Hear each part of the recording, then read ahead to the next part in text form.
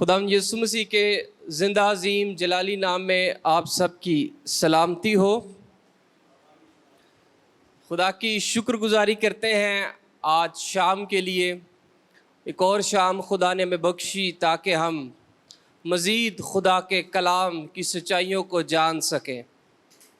آپ کے feed back کے لیے بھی میں آپ کا شکر گزار ہوں، اور ادارے کی طرف سے آپ کے سوالات بھی مجھ تک پہنچتے رہتے ہیں، جن میں سے ایک سوال جو کہ کسی اسٹوڈنٹ کی طرف سے کیا گیا پہنچا، اس کو میں پہلے جواب ضرور دینا چاہوں گا۔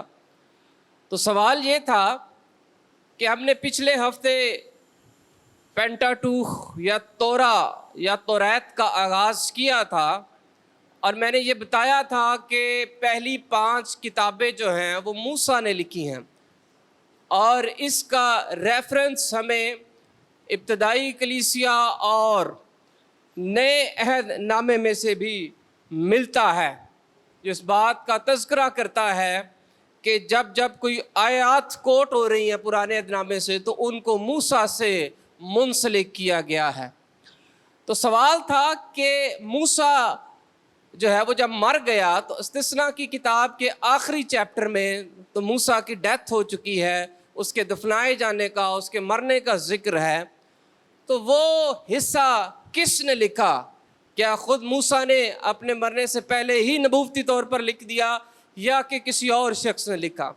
تو گوئی ہم استثنا کی کتاب جب پڑھیں گے تب ہم ڈیٹیل سے بھی دیکھیں گے، لیکن ابھی کے لیے یہ جو موسیٰ کا سکسیسر تھا، جسے خدا نے موسیٰ کے بعد چنا کہ وہ اس مشن کو جس کے لیے خدا نے موسیٰ کو بلایا تھا اس کو آگے لے کر چلے، یہ یشوع نے لکھا ہے 34واں باب جو استثنا کی کتاب کا ہے۔ 34واں باب جو موسیٰ کی موت اور اس کے دفنائے جانے کے بارے میں بیان کرتا ہے، یہ خدا کے بندہ جوشوا نے، یشوع نے قلم بند کیا ہے۔ ٹھیک ہے جی؟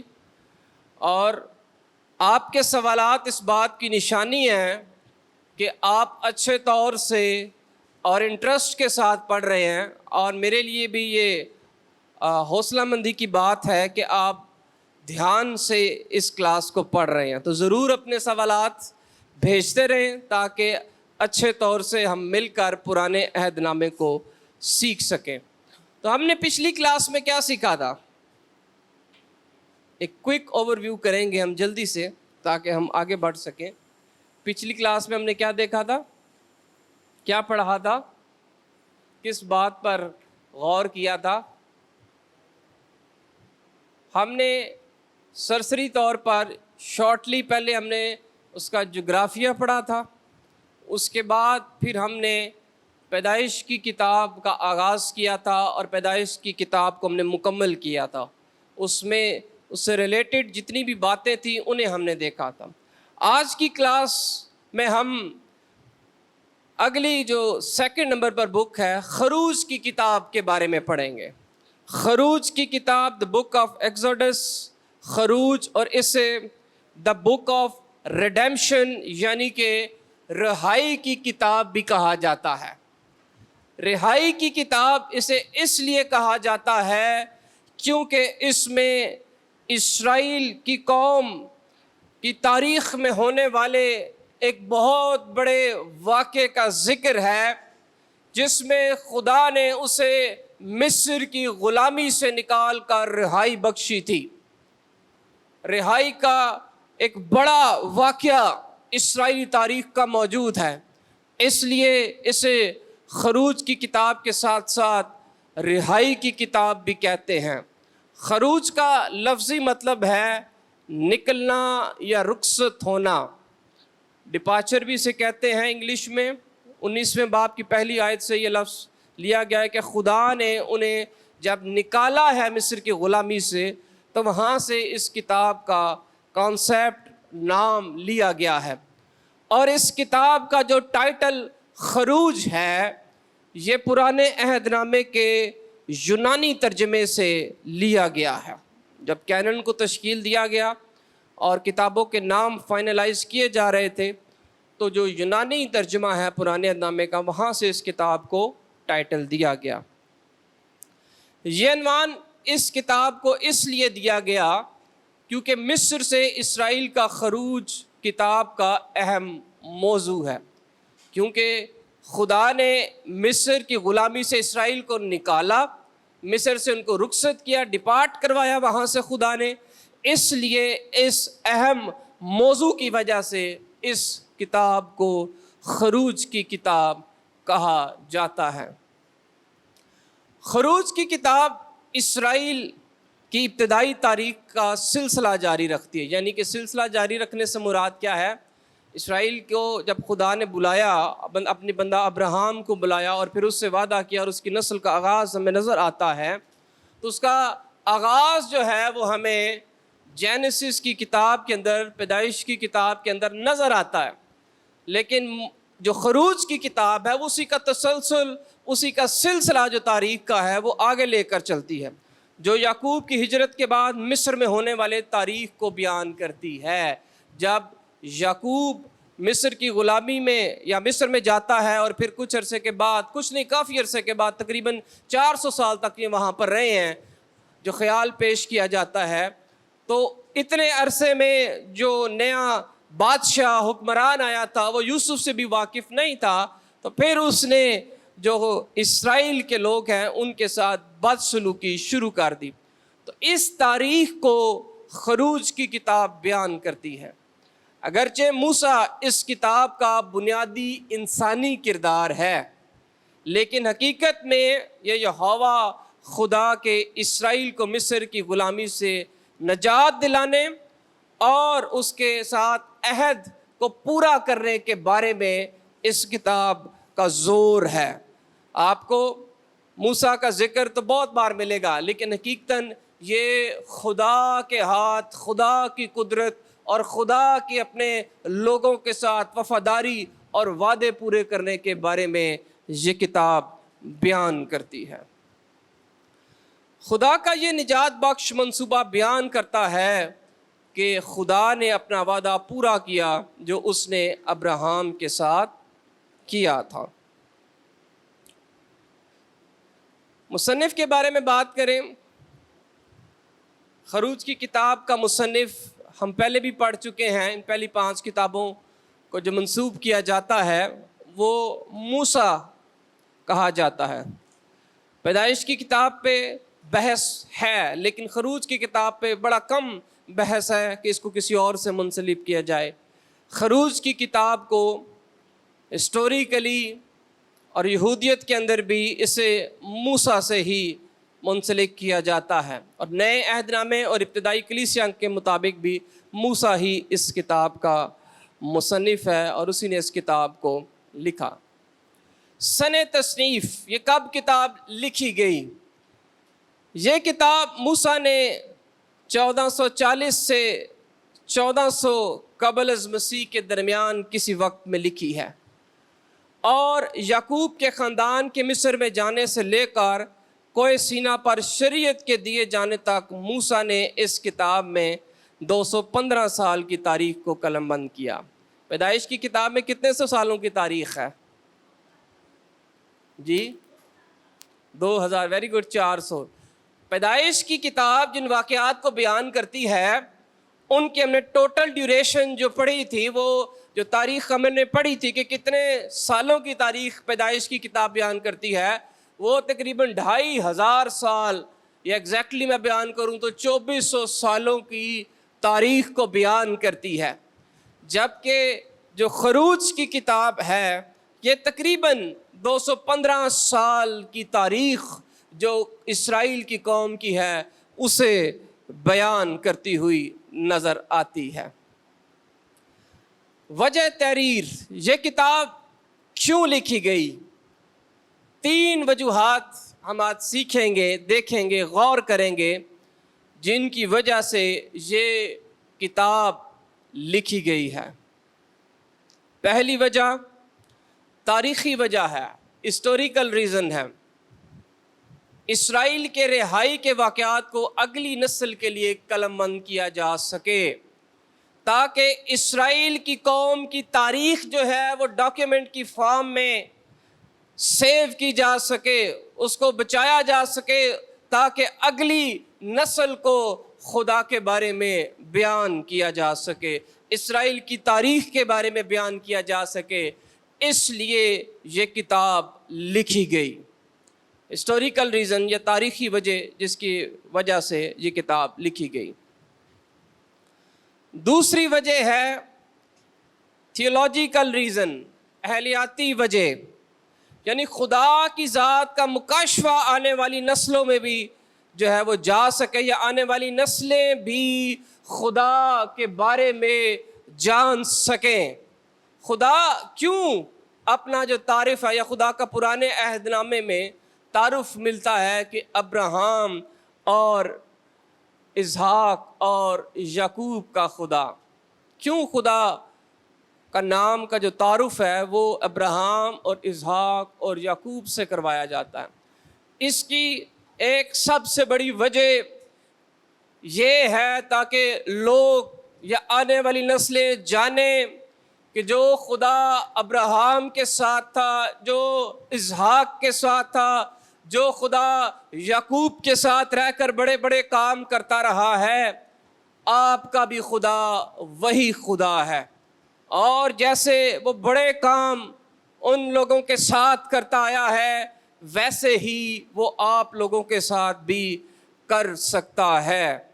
اسی وجہ سے یہ کتاب تحریر کی گئی تاکہ خدا کی ذات کا مکاشفہ کہ وہ کس طور سے بنی نوع انسان سے محبت کرتا اور اسرائیل کی قوم سے اس نے وعدہ ابراہم سے کیا ہے، ان باتوں کو اگلی نسلوں تک ٹرانسفر کرنے کے لیے، خدا کے عہد کو اگلی نسلوں تک پہنچانے کے لیے اس کتاب کو قلم بند کیا گیا۔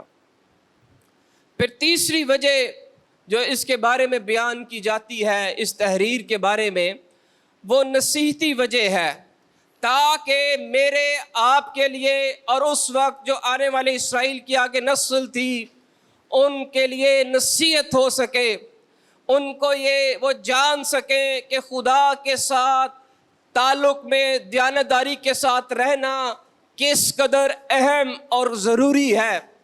اگر خدا کے ساتھ تعلق داری کے اندر سنجیدگی نہیں ہوگی تو اس کے نتائج کس قدر سنگین نکل سکتے ہیں، اس لیے بھی یہ کتاب تحریر کی گئی۔ تو ہم نے اس کا مختصراً تعارف دیکھا، ہم نے اس کے رائٹر کو دیکھا، ہم نے اس کی وجہ تحریر کو دیکھ لیا ہے۔ آؤٹ لائن کے بارے میں ہم دیکھیں تو یہ پوری کتاب جو ہے، اس کے جو واقعات ہیں وہ 3 جگہوں پر ہوئے ہیں۔ پہلے 13ویں باب تک، اس کی 16ویں آیت تک جو واقعات اس میں قلم بند کیے گئے ہیں، اس میں درج ہیں، وہ مصر کی غلامی کے اندر اسرائیل آپ کو نظر آتا ہے اور مصر کے اندر واقعات ہوئے ہیں۔ دوسرے جو واقعات ہیں وہ آپ کو بیابان میں نظر آتے ہیں، جو کتاب کا دوسرا بڑا حصہ ہے، ولڈرنیس کے اندر، جو کہ 13ویں باب سے 18ویں باب تک۔ اور تیسرا حصہ کتاب کا تیسرا جگہ ہے جہاں پر واقعات ہوئے، اور وہ کوہ سینا اور اس کے ارد گرد کا علاقہ ہے جہاں پر یہ واقعات ہوئے۔ تو یہ کتاب اس جغرافیہ کے گرد گھومتی ہوئی آپ کو نظر آتی ہے، یہیں پر کے واقعات آپ کو نظر آئیں گے جو کہ اس کتاب میں درج ہیں۔ پھر ہم اس کی کلیدی معجزات کے بارے میں بات کرتے ہیں، یعنی کی میریکلز اس کتاب میں کون کون سے ہیں۔ تو درجہ ذیل یہاں پر میں نے لکھے ہیں آپ کے سامنے 12 ایسے معجزات ہیں جنہیں کی میریکلز کہا جاتا ہے، کلیدی معجزات کہا جاتا ہے۔ خروج کی کتاب درجہ ذیل نشانات اور ظہورات کو بیان کرتی ہے۔ خدا کے لوگوں کی رہائی کے لیے خدا کی قدرت کو کلیدی ذریعہ بیان کیا گیا ہے۔ یہ جتنے بھی آپ معجزات اس کتاب میں پڑھیں گے، ان کی جو وجہ ہے، ان کا جو سینٹرل پوائنٹ ہے جس پر فوکس کیا گیا ہے، ایمفیسس دیا گیا ہے، زور دیا گیا ہے، وہ خدا کی قدرت ہے، کہ خدا اپنی قدرت سے اپنے لوگوں کے لیے کیسے بڑے بڑے کام کرتا ہوا نظر آتا ہے۔ یہ معجزات نشاندہی کرتے ہیں کہ ہم اپنی نجات کے لیے خود سے کچھ نہیں کر سکتے. یہ انسان کی نجات کے لیے خدا کے رحم، فضل اور قدرت کو پیش کرتا ہے. تو یہاں پر 12 لکھے ہوئے ہیں، یہ آپ ان کو ڈیٹیل سے بعد میں بھی گھر میں بھی پڑھ سکتے ہیں، جس میں جلتی ہوئی جھاڑی کا واقعہ ہے، لاٹھی سے سانپ بن جانا، کوڑ سے بھرا ہاتھ. خدا نے کہا تھا تو سینے پر ہاتھ رکھنا، کوڑ بن جائے گا، اور پھر رکھنا تو وہ ٹھیک ہو جائے گا. یہ مصریوں کے لیے ایک نشان ہوگا تاکہ وہ جان جائیں کہ یہوہ خدا قدرت والا خدا ہے اور وہ اپنے لوگوں کے ساتھ کھڑا ہے. پھر بہت ہی فیمس 10 آفات آپ کو نظر آتی ہیں. پھر بحیرہ کلزم کا تقسیم ہو جانا، بادل اور آگ کا ستون، کڑوا پانی میٹھا ہو جانا. پھر من کا ذکر ملتا ہے، بٹیرے خدا اپنے لوگوں کو دیتا تھا، صبح کو من اور شام کو بٹیرے. پھر چٹان سے پانی. پھر ایک حوالہ آپ کو ملتا ہے جو بڑا زبردست ہمیں نظر آتا ہے، موسیٰ ہاتھ اٹھائے تھا تو عملیکیوں کے خلاف اسرائیلی فتح پائے جا رہے تھے. اور پھر شہادت کی 2 لوہوں کا ذکر ہمیں نظر آتا ہے. یہ اس کے سینٹرل آپ کہہ لیں یا کی میریکلز ہیں جو اس کتاب کے اندر ہمیں نظر آتے ہیں. اور ان میں ایک بات بڑی واضح اور اہم ہے کہ خدا اپنے لوگوں کے لیے اپنے ہاتھ کو بڑھاتا اور ان کی مدد کرتا ہے. کلچر میں نے آپ کو کہا تھا ہم ساتھ ساتھ پڑھیں گے کسی بھی کتاب کا. تو کلچر جو ہوتا ہے، جو سماج ہوتا ہے نا، اس کے اندر ایک سوچ کے رکھنے والے لوگ رہتے ہیں، یا ایک کلچر سے بلانگ کرنے والے لوگ رہتے ہیں. سوسائٹی آپ اسے کہہ سکتے ہیں، معاشرہ یا سماج ہم پڑھیں گے. مصری سماج یا مصری معاشرہ کیا تھا؟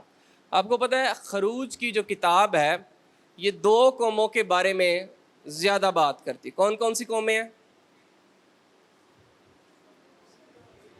ایک تو اسرائیلی ہیں جن کے بارے میں بار بار بول رہا ہوں، اور دوسری کون سی ہیں؟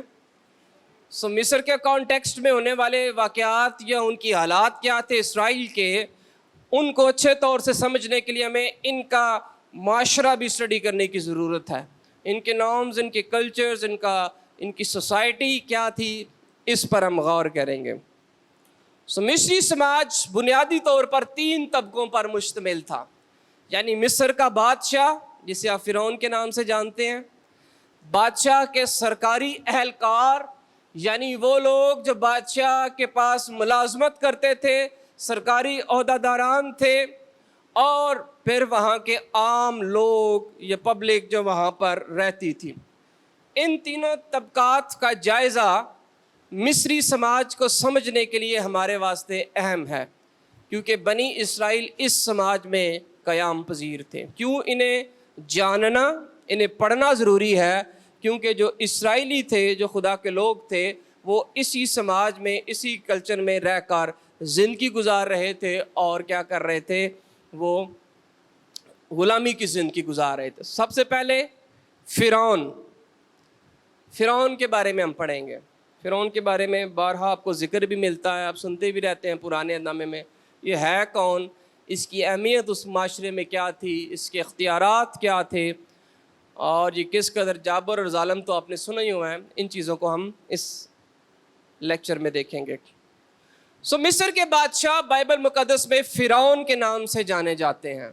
ایک بات یاد رکھیں، جو فرعون ہے یہ شخصی نام نہیں ہے کسی کا، جیسے ہیرودیس کسی کا شخصی نام نہیں ہوتا تھا. یہ بیسیکلی ٹائٹلز ہیں جو کہ فرعون، جو کہ مصر کے بادشاہوں کو دیے جاتے تھے. ٹھیک ہے جی. لفظ فرعون کے معنی، جو لفظی معنی ہیں، وہ بڑے گھر کے ہیں. بنیادی طور پر یہ لفظ بادشاہ کے محل کے لیے استعمال ہوتا تھا، کیونکہ بادشاہ کے جو محل ہوتے تھے وہ بہت بڑے بڑے ہوتے تھے. اس لیے جو فرعون کا لفظی مطلب وہ ہے بڑا گھر، کیونکہ وہ محل بہت بڑے ہوتے تھے. تو فرعون کے یا بادشاہ کے محل کے لیے جو لفظ استعمال ہوتا تھا وہ فرعون ہوتا تھا. لیکن مصر کے ایک بادشاہ جو 15ویں صدی قبل از مسیح میں آیا، اس کے ایام میں اس نے فرعون مصر کے حکمران کے لیے اس اصطلاح کو استعمال کرنا شروع کر دیا.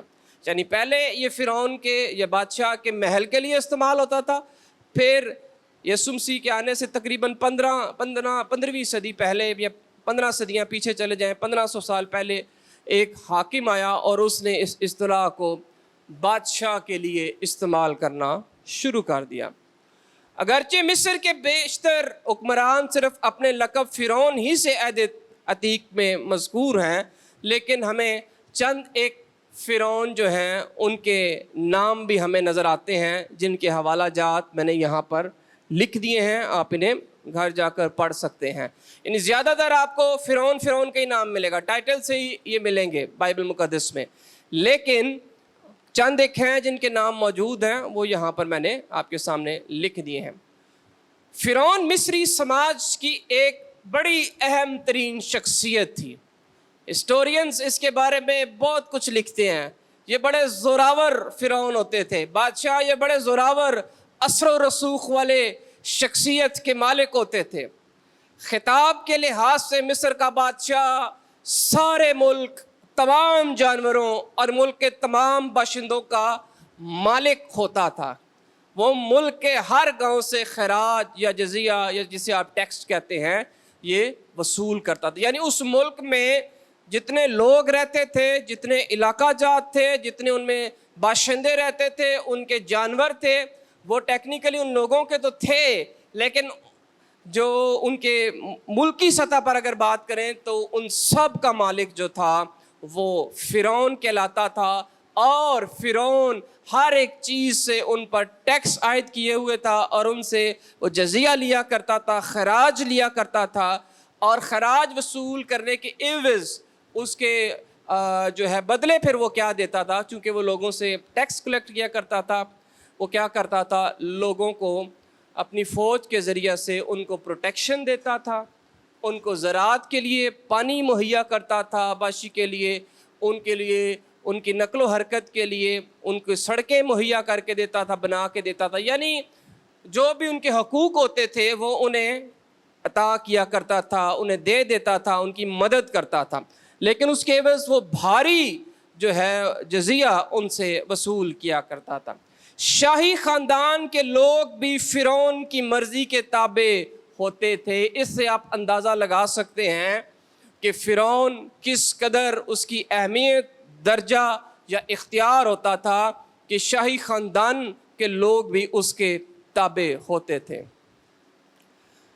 مصر کے بادشاہ کو اپنے سماج میں ایک ایسی لاسانی حیثیت حاصل تھی جو کسی اور کو نہیں ملتی تھی۔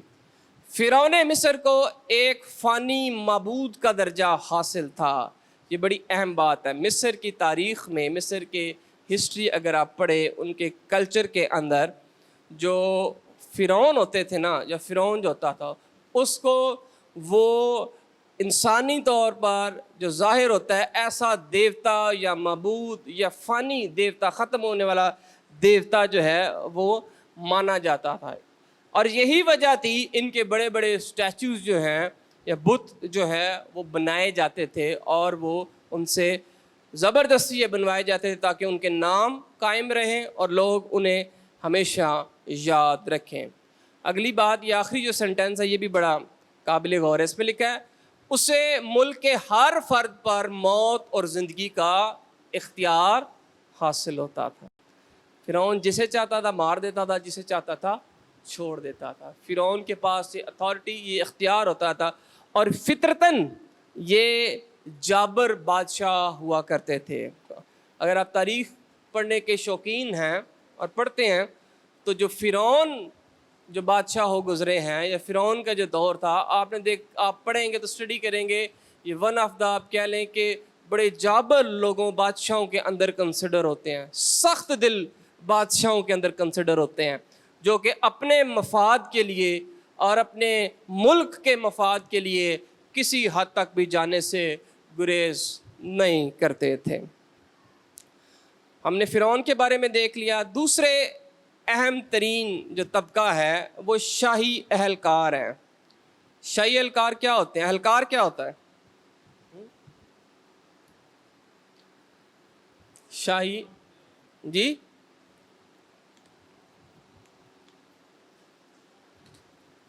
ٹھیک بول رہے تھے، بولے اونچا۔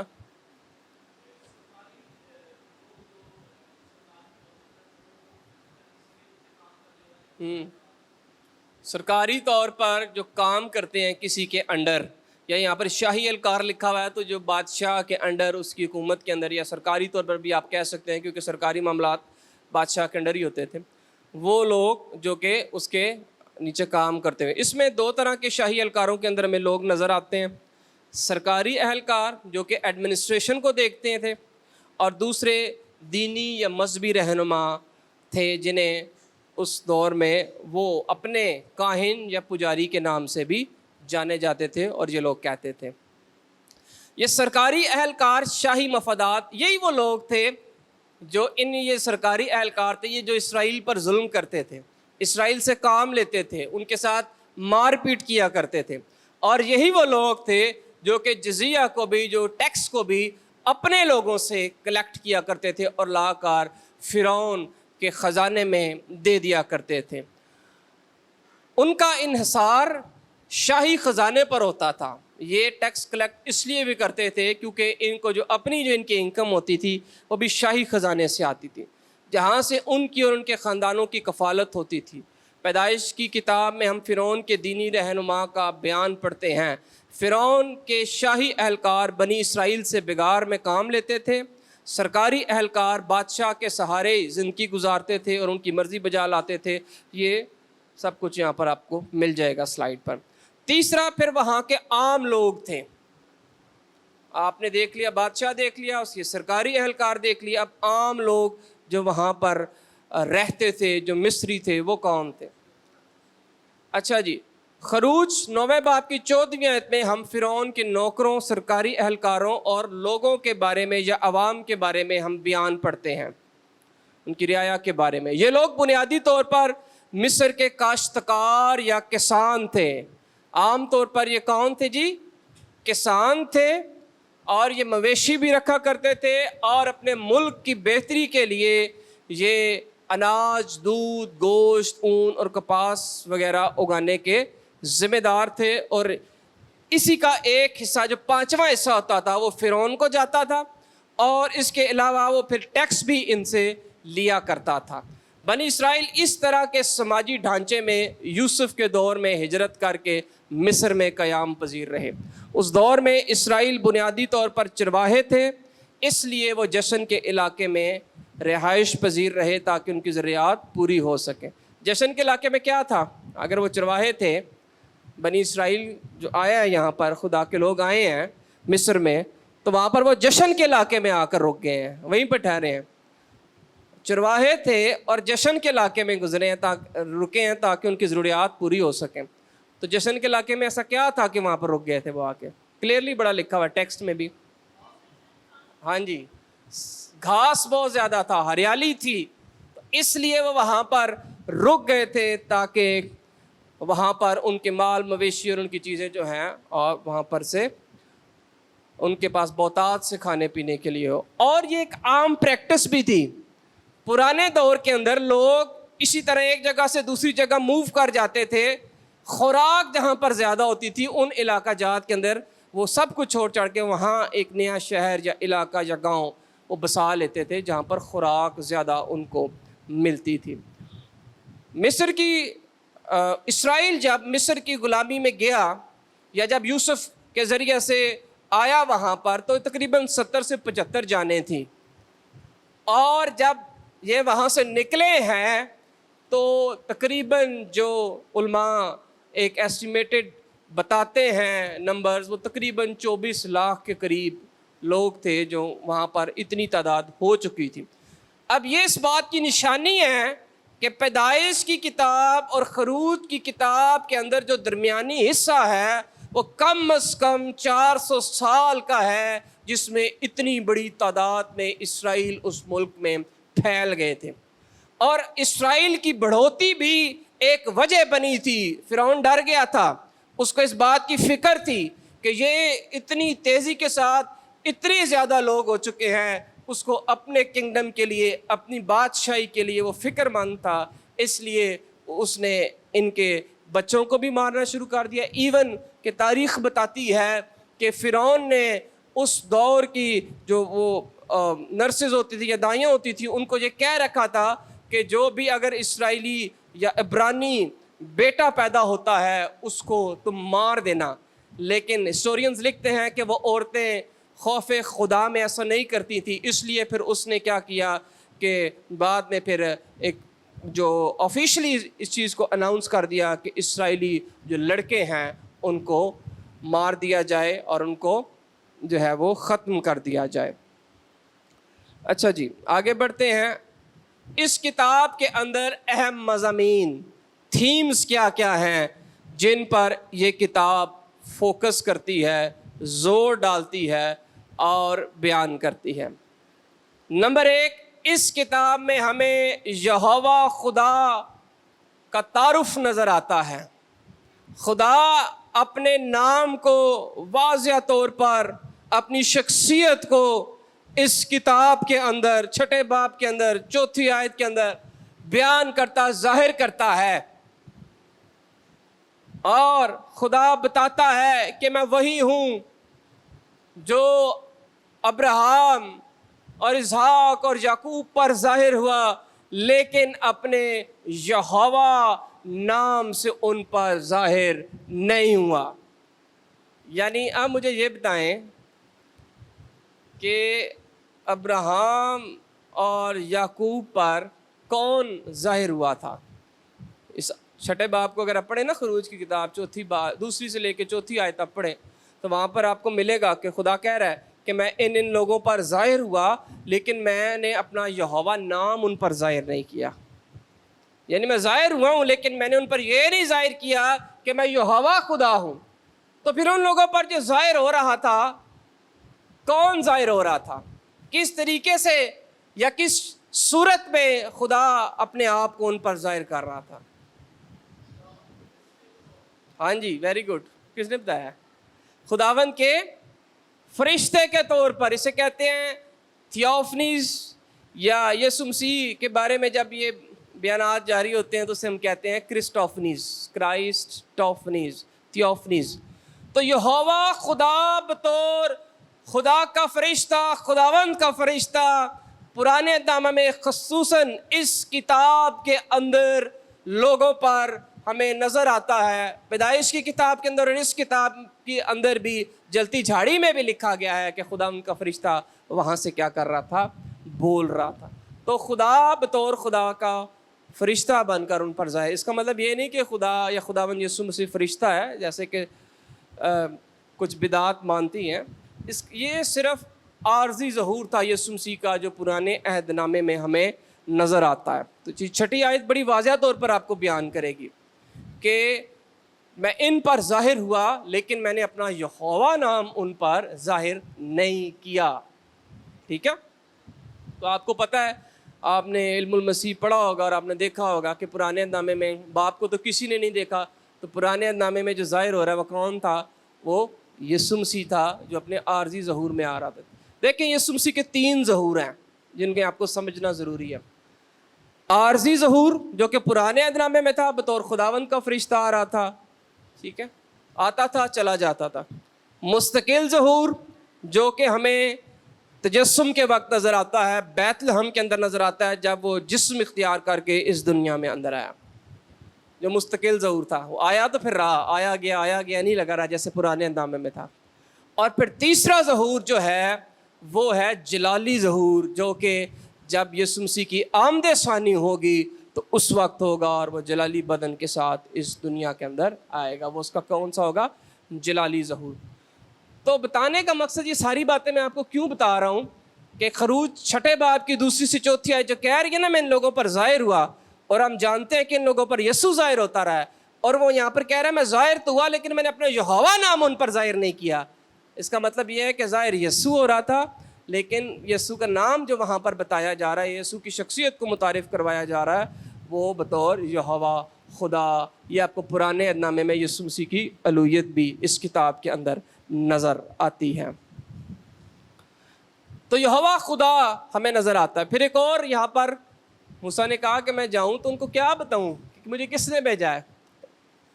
تو خدا نے اپنا نام کیا بتایا تھا؟ تو نے بتا دینا، میں ہوں نے مجھے بھیجا ہے، میں ہوں جو۔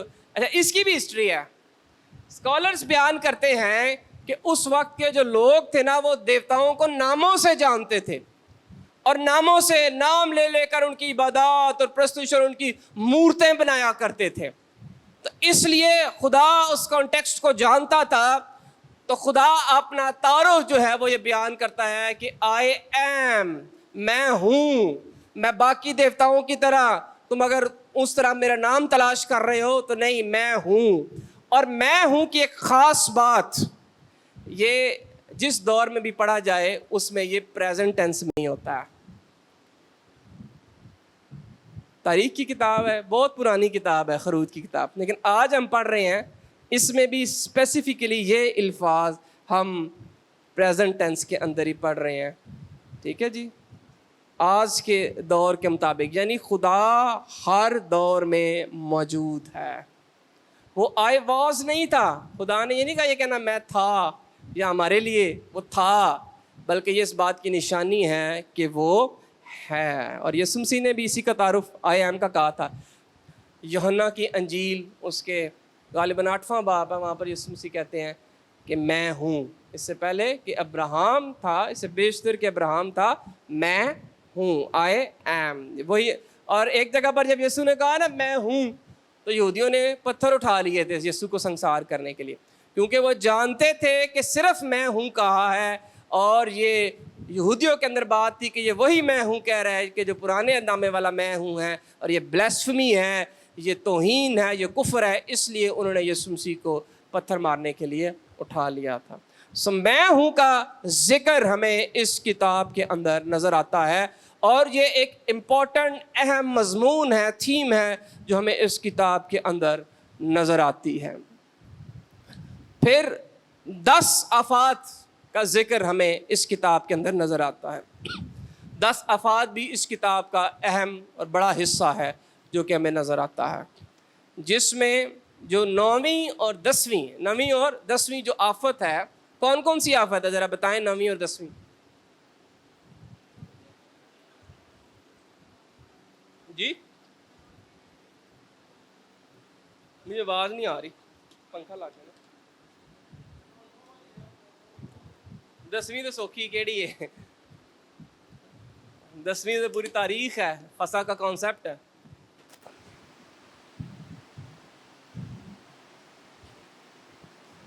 وہ پیچھے سسٹر نے ہاتھ کھڑا کی ہے. 10ویں کون سی ہے بتائیں، آپ سب کو پتا ہے 10ویں کون سی ہے؟ پلوٹے مار دیے گئے تھے نا، پلوٹوں کو جو تھے مصری پلوٹے جو تھے ان کو ختم کر، وہ مویشیوں کے انسانوں کے پلوٹے جب ختم کر. 9ویں آفت کون سی تھی؟ 9th کون سی تھی؟ ہاں جی تاریکی، وہ سسٹر نے بتایا ہے پیچھے کون سی تھی. اب یہ جو 9ویں اور 10ویں آفت ہے نا، ان کا جو کانٹیکسٹ ہے یا یہ جو آفت ہے، یہ ڈائریکٹ مصری خداؤں کو چیلنج تھا ان کے دیوتاؤں کو. اس لیے بھی ان جو آخری 2 آفات ہیں ان کو سنگین قرار دیا جاتا. مصری جس دیوتا کو مانتے تھے اس میں سے جو وہ ایک دیوتا تھا وہ سورج دیوتا کے نام سے یا اس کو سن گاڈ کے نام سے جانا جاتا تھا. ویسے تو یہ پولیتھیس سے بہت سے خداؤں کو مانتے تھے، ایک دیوتا کو نہیں مانتے تھے، لیکن ایک جو میجر ان کا دیوتا تھا وہ سن گاڈ کے نام سے جانا جاتا تھا. تو خدا نے ملک پر کیا بھیج دی تھی؟ تاریکی بھیج دی تھی. تو یہ پاور آف گاڈ یا یہوہ خدا کی فضیلت، اور وہ سب سے پاورفل اور اتم اور طاقتور خدا ہے، اس بات کو بھی یہ کتاب ثابت کرتی، بیان کرتی ہے. کیونکہ جب تاریکی آ گئی تو وہ سن گاڈ اور روشنی کے خداؤں کو جو مانتے تھے ان کے خدا بھی یہوہ خدا کی بھیجی ہوئی آفت یا جو ان کی طرف سے بھیجی گئی مصیبت تھی اس کا کاٹ نہیں کر پائے. ہلیلویہ. تو یہ مصریوں کے لیے ایک اس آفت کے ذریعہ سے ایک چیلنج اور سبق بھی تھا، اور پھر وہ ان کے پلوٹے بھی نہیں بچا پائے تھے کیونکہ خداوند کی طرف سے یہ حکم ہو چکا تھا کہ مر جائیں گے. تو 10 آفات کا ایک اہم مضمون ہمیں اس کتاب کے اندر نظر آتا ہے. پھر تیسرا جو اہم مضمون اس کتاب کے اندر ہمیں نظر آتا ہے وہ کون سا نظر آتا ہے؟ فسح. فسح کیوں منائی جاتی تھی؟ کس کی یادگاری میں؟ اسی ایونٹ کی یادگاری میں، اس کی ریممبرنس میں کہ خدا نے کس طرح ہمیں وہاں سے نکالا ہے۔ اسرائیلی کیا کرتے تھے؟ فساں بناتے تھے اور جو ہے برے ذبح کیے جاتے تھے، اور 7 دنوں تک وہ خمیر کو اپنے گھروں سے کیا کر دیتے تھے؟ دور کر دیتے تھے۔ تو فسح کا جو مضمون ہے وہ اس کتاب میں ہمیں نظر آتا ہے، جو پھر آگے نئے عہد نامے میں یسوع مسیح پر ہمیں یہ اکثر یسوع مسیح کا بیسیکلی پورا ہوتا نظر آتا ہے۔ پھر ہمیں 10 احکام نظر آتے ہیں اس کتاب کے اندر، یہ بھی اس کتاب کا ایک بڑا مضمون ہے، اہم مضمون ہے۔ اینڈ دین خدا کی حضوری، پریزنس آف گاڈ نظر آتی ہے کہ خدا کی حضوری اپنے لوگوں کے ساتھ ساتھ رہتی تھی، اور پھر نئے عہد نامے کے اندر وہی خدا کی حضوری کے بارے میں لکھا ہے کہ وہ اب انسان کے اندر سکونت کرتی ہے۔ اچھا جی، ایک اہم بات جو ہم نے ہر کتاب میں کوشش کرنی ہے، دیکھنی ہے، جو میں نے آپ کو پہلے دن سے بتا رہا ہوں، وہ یہ دیکھنی ہے کہ ہمیں اس خاص کتاب میں یسوع مسیح کیسے ہم دیکھ سکتے ہیں یا نظر آتا ہے۔ تو 5 چیزیں ہیں جو ہمیں اس کتاب میں یسوع مسیح کی طرف علامتی طور پر اشارتاً یا بطور عکس نظر آتی ہیں، اور پھر اس کی تکمیل ہمیں یسوع مسیح کی نئے عہد نامے میں نظر آتا ہے۔ سب سے پہلے موسیٰ پرانے عہد نامے میں یسوع مسیح کو پیش کرتا ہے۔ اگلی سلائیڈ پہ میں آپ کو بتا بھی دوں گا، دکھا بھی دوں گا کیسے پیش کرتا ہے۔ اس کے لیے یہ حوالہ جات لکھے ہیں یا آپ نے خود پڑھنے ہیں۔ عبرانیوں کے خط اور 1 کرنتھیانس میں سے آپ دیکھیں گے 10ویں باب میں اسپیشلی، وہ ساری جو آج ہمارا کرسچین ایکسپیرینس ہے، پولس رسول اس کو ان لوگوں کے ساتھ مثالیں دے دے کر اور موازنہ کر کے بیان کرتا ہے کہ ان کے جو تجربات تھے وہ ایک عکس تھا جو مسیح میں آج پورا ہوتا ہوا نظر آتا ہے۔ موسیٰ کی زندگی اگر آپ پڑھیں تو موسیٰ ایک آپ کہہ لیں کہ ایک بڑا زبردست، آپ کہہ لیں کہ ایک لیڈرشپ کا پیٹرن اس شخص کی زندگی کے اندر نظر آتا ہے۔ ایک بڑا ڈیووٹ، وفادار، فرما بردار لیڈر ہمیں نظر آتا ہے، اور موسیٰ کی زندگی میرے اور آپ کے لیے بہت سے اسباق رکھتی ہے۔ ایک سبق نہیں، اسباق رکھتی ہے۔ سب سے خاص بات اور اچھی بات جو مجھے موسیٰ کی زندگی سے لگتی ہے وہ یہ لگتی ہے، یہ اس کی زندگی کے اندر نا جب خدا نے اس کو بلایا صبر بڑا تھا۔ اس نے افراتفری نہیں مچائی کہ اوہ آج ہی خدا نے چنا ہے مجھے تو اب میں یہ کر دوں گا، اگلے دن ہی میں وہ کر دوں گا، جیسے آج کے کانٹیکسٹ میں ہوتا ہے۔ ویٹ اس نے کیا، تیار ہوا خدا کے کام کے لیے۔ موسیٰ کو جب خدا نے بلایا، سب سے پہلے تو بڑی بات یہ سیکریفائس بہت بڑا ہے۔ حکمران کے گھر میں رہتا ہے، اتھارٹی، اختیارات ہیں، سب اسے جانتے ہیں، پھر بھی جب خدا نے کی بلاہٹ اسی ہوئی ہے، اس نے مصر کے خزانوں کو، عبرانیوں کے خط کمسر نے بڑے خوبصورتی سے اس کی زندگی بیان کرتا ہے، اس نے بہتر نہ جانا، اچھا نہ جانا، بلکہ سب کو چھوڑ چھاڑ کر وہاں سے نکل گیا۔ بعض اوقات خدا ہمیں بلاتا ہے لیکن ہماری زندگی کے ساتھ ایسی چیزیں جڑی ہوتی ہیں جو ہمیں آگے بڑھنے نہیں دے رہی ہوتی۔ موسیٰ کی زندگی ہمارے لیے ایک مثال ہے کہ کتنی بھی قیمتی چیز کیوں نہ ہو، اگر وہ خدا کی خدمت میں حائل ہے، رکاوٹ ہے، تو ہمیں اسے خیر آباد کہنے کی ضرورت ہے۔ موسیٰ کو جب خدا نے بلایا، موسیٰ کی عمر کتنی تھی؟ جی خدا نے بلایا 80 سال تھی۔ ہاں یہاں سے کسی نے جواب دیا ہے 40 سال تھی جب خدا نے بلایا تھا کہ تو انہیں نکال لے کر جانا، لیکن اس وعدے کی یا جس کام کے لیے خدا نے اسے بلایا تھا وہ پورا کب خدا نے کس عمر میں کروایا؟ 80 سال۔ 40 سال خدا نے موسیٰ کی ٹریننگ کی، اس سے پہلے کہ خدا موسیٰ کو یہ ٹاسک دیتا کہ وہ جاتا اور مصریوں کو ایک بڑے بیابان سے لے کر جاتا، اس سے پہلے وہ ان بیابانوں میں بھیڑ بکریاں چراتا رہا، ان کو لیڈ کرتا رہا، انہیں لے کر چلتا رہا۔ ٹریننگ خدا نے اس کی 40 سال تک کروائی ہے۔ مدیان میں وہ چلا گیا تھا، بھاگ گیا تھا، وہیں پھر اس کی شادی ہو گئی، بھیڑ بکریاں چرانے لگا جنگلوں میں، بیابانوں کے اندر. تو خدا اس کی کیا کر رہا تھا؟ ٹریننگ کر رہا تھا. موسیٰ کو پرانے عہد نامے کا ہیرو کہتے ہیں، ایک بڑی شخصیت کہتے ہیں، اور اس شخص نے بھی خدا کے وقت کا انتظار کیا، اور خدا جس طریقے سے اسے سکھا رہا تھا اس طرح سے اس نے ویٹ کر کے انتظار کیا، اور جب خدا کی مرضی ہوئی تو گیا، اور پھر اتنا بڑے خدا کے جلال اور قدرت کے ساتھ وہاں سے وہ خدا اسے نکال کر لے آیا. تو یہ ہمارے لیے بھی سبق ہے. ہمیں خدا بلاتا ہے تو ہم ایک ماہ میں ایونجلسٹ سے پاسٹر، پھر پاسٹر سے سینئر پاسٹر، پھر سینئر پاسٹر سے ایک اور رواج آج بشپ بن جاتے ہیں. خدا جب آپ کو بلاتا ہے، ٹریننگ کیجئے، تیاری کیجئے، دعا، کلام، انتظار کیجئے، اور جس طریقے کے ساتھ روح القدس آپ کی رہنمائی پھر کرتا ہے اس طریقے کے ساتھ چلنا شروع کر دیں. افراتفری نہ مچائیں، تیزی نہ دکھائیں، صبر کریں. خدا آپ کو اپنے جلال کے لیے استعمال کرتا ہے. ایک بات میں شروع میں بتانی تھی، بھول گیا، ابھی بتاتا ہوں. ایک اور بابرکت بات ہمیں خروج کی کتاب سے جو نظر آتی ہے، اس میں یہ جب مصر کی غلامی سے نکلے ہیں تو ایک جنگ پہلی ہوئی ہے ان کی.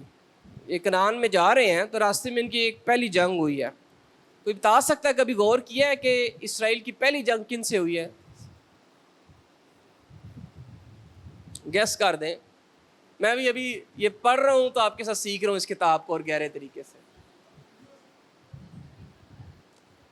نہیں، مصر کی غلامی سے نکلے ہیں.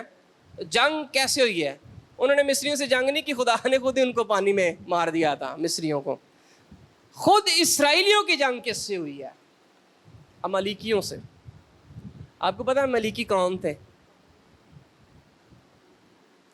امالیکی عیسو کی جو پوتا تھا نا امالیک، اس کی نسل تھے. ٹھیک ہے، تو یہ اسرائیلیوں کے کیا لگے؟ کزنز لگے نا، کزنز تھے نا، ان کے فرسٹ کزن تھے، زیادہ دور دی رشتہ داری نہیں سی. اسرائیل یعنی یعقوب کا بھائی کون تھا؟ عیسو. اور اس کا جو پوتا تھا نا امالیک، اس کی جو نسل تھی وہ امالیکی تھے. انہوں نے سب سے پہلے اسرائیل سے جنگ کی، رکاوٹ بنے. تو بتانے کا مقصد یہ ہے، اسرائیل جب اپنی ڈیسٹنی کی طرف جا رہا تھا، خدا کے بلائے ہوئے وطن کی طرف جا رہا تھا، تو پہلی رکاوٹ، ہیڈل، جو اس کے اپنے خاندان کی طرف سے ہوئی تھی. آج ہمارے لیے بھی ایسے ہی ہے. چیلنج آپ کی خدمت کا بطور لیڈر جب آپ چلتے ہیں، خدا کی راہ پر چلتے ہیں، چیلنج آپ کا گھر سے شروع ہوتا ہے. گھبرائیے نا اس سے. سفرنگز آپ کی زندگی میں آتی ہیں. فاضل صاحب نے بڑا خوبصورت اس پر تھیسس پورا لکھا ہے کہ مصیبتیں، دکھ، ہزار آسانیاں ضروری نہیں جسمانی طور پر بھی آئے، مینٹلی طور پر، ایموشنلی طور پر آپ کے خاندان سے آپ کی مخالفت شروع ہو جاتی ہے. لیکن یہ اس بات کی نشانی ہے کہ درست یا سچائی کی تعلیم کی منادی ہو رہی ہے، اس لیے شیطان جو ہے وہ ہلچل. نیمیہ کی کتاب آپ پڑھیں نا، شروع کے ابواب، وہاں پر نیمیہ جب دیکھتا ہے کہ شہر کی فصیل کی حالت بری ہے، وہ اس کی ریپیئر کرنے کے لیے کھڑا ہوتا ہے. تو دوسری قومیں جب دیکھتی ہیں کہ شہر خدا کا دوبارہ بحال ہونے لگا ہے، تو وہ نیمیہ کے خلاف سارے کھڑے ہو جاتے ہیں، منصوبہ بناتے ہیں. کافی ساری قومیں اکٹھی ہو کر اس کو مارنے کی کوشش کرتے ہیں. تانے کا مقصد کیا ہے کہ جب تک کام خدا کا نہیں ہو رہا تھا، قومیں بھی، شیطان بھی، دشمن بھی ٹھنڈا بیٹھا تھا. جب نیمیہ نے یہ ٹھان لی کہ خدا کے گھر کی فصیل کی دراڑوں کو بھرے گا، تو پھر کیا ہوا کہ جو دشمن تھا وہ بھی ایکٹیو ہو گیا. بتانے کا مقصد، جب آپ خدمت کرتے ہیں، رکاوٹیں، مشکلات آتی ہی آتی ہیں. تو خروج کی کتاب یہ ٹیسٹیفائی کرتی ہے کہ رکاوٹیں اپنوں کے ذریعے سے پہلے آتی ہیں. تو موسیٰ خدا یسوع مسیح کو پیش کرتا ہے. پھر ہارون ہے، عبرانیوں کا 5واں باب پہلی 11 آیات پڑھیں تو ہارون کا جو وہ اس سے موازنہ یسوع مسیح کا آپ کو نظر آئے گا، اس کی کہانت کا اسپیشلی آپ کو نظر آئے گا، یہ مسیح کا عکس ہے. پھر فسح کا برہ انڈرسٹوڈ ہے، جیسے وہ قربان ہوتا تھا، یسوع مسیح جو ہے اسی طرح فسح کو ہی پوری دنیا کے گناہوں کے لیے ہمیشہ کے لیے قربان ہو گیا، اور اس نے اپنا بدن اور خون ہماری نجات کے لیے دے دیا۔ پھر آسمان سے من، یسوع مسیح نے کہا زندگی کی روٹی میں ہوں۔ اگر یہ ٹائپنگ ایررز ہیں ان کو دیکھ لیجئے گا۔ پھر چٹان جسے مارا گیا، پولس اسے مسیح سے منسوب کرتا ہے۔ چٹان جسے مارا گیا تھا، چٹان یہ خدا نے کہا پہلی دفعہ مارنا تو وہ کیا دے دے گا؟ پانی دے دے گا اور پی لینا۔ دوسری دفعہ خدا نے کیا کہا تھا؟ خدا نے دوسری دفعہ کہا تھا صرف کہنا تو وہ پانی دے دے گا، لیکن موسیٰ نے کیا کر دیا؟ مار دیا، اور خدا پھر کیا ہو گیا؟ اس بات سے ناراض ہوا موسیٰ سے، اور یہی وجہ بنی تھی کہ خدا نے پھر اس کو کہا کہ اب تو آگے لے کر نہیں جائے گا، بلکہ میرا بندہ یشوع لے کر جائے گا۔ بتانے کا مقصد یہ چٹان بڑی زبردست یسوع مسیح کی انالوجی ہے، یسوع مسیح کو پیش کرتی ہے۔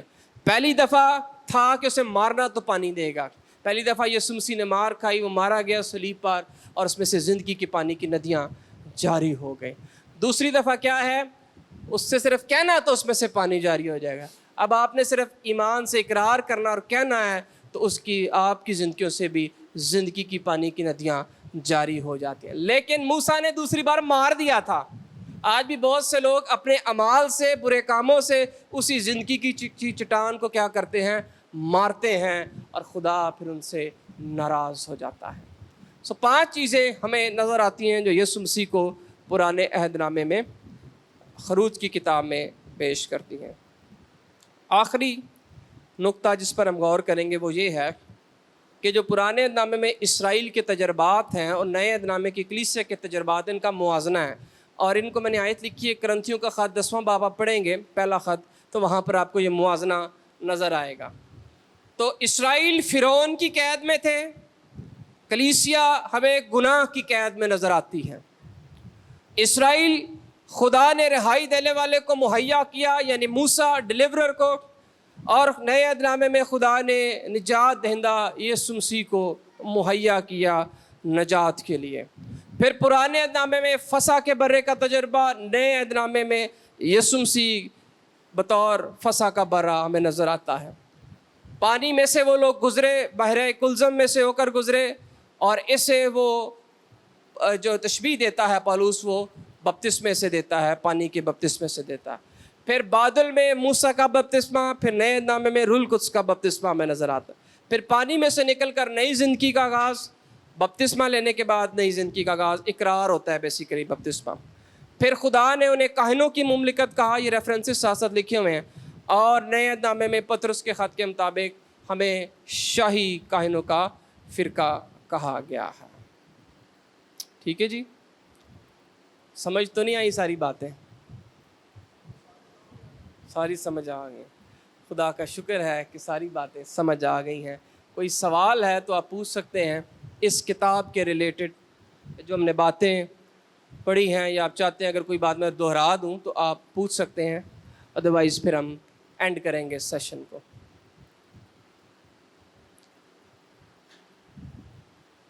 چلیں، کوئی سوال نہیں ہے، سب سمجھ آ گیا۔ تھینک یو، خداوند آپ کے ساتھ ہو۔